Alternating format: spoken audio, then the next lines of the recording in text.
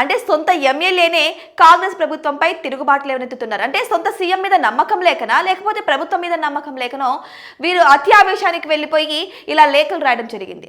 ఇక్కడ ఈ ఎమ్మెల్యేకు తెలియని విషయం ఏంటి అంటే, ప్రపంచ బ్యాంకులు ప్రజలు పంపినటువంటి నివేదికలు చూస్తారు తప్ప ప్రజాప్రతినిధులు పంపినటువంటి నివేదికలు అస్సలు చూడరన్న విషయం కూడా తెలుసుకోలేని ఎమ్మెల్యే మళ్ళీ పైగా ఫారెన్ లో చదువుకొని వచ్చిన ఎమ్మెల్యే అని కూడా చెప్పుకుంటారు కదా, ఈ మాత్రం కూడా తెలియదని ప్రజలు కూడా గగ్గోలు పెడుతున్నారు. సో ఈ విధంగా ఉంది మా ఎమ్మెల్యే తీరని సొంత నియోజకవర్గ ప్రజలే అంటున్నారు. ఇటువైపు అనిరుద్ రెడ్డి తిరుగుబాటు లేవనెత్తుతున్నారు, మరోవైపు మదన్ మోహన్ రావు తిరుగుబాటు లేవెత్తుతున్నారు. ఎప్పటి నుంచో రాజగోపాల్ రెడ్డి కూడా, అదే కోమటిరెడ్డి రాజగోపాల్ రెడ్డి కూడా తిరుగుబాటు లేవనెత్తుతూనే ఉన్నారు.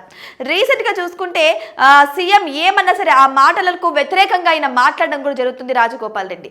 ఇప్పుడు రీసెంట్గా త్రిబుల్ గురించి కూడా ప్రస్తావన చేశారు. త్రిబుల్ బాధితులను ఖచ్చితంగా ఆదుకోవాలి అన్న రీతిలో అయితే డిమాండ్ చేస్తున్నారు రాజగోపాల్ రెడ్డి.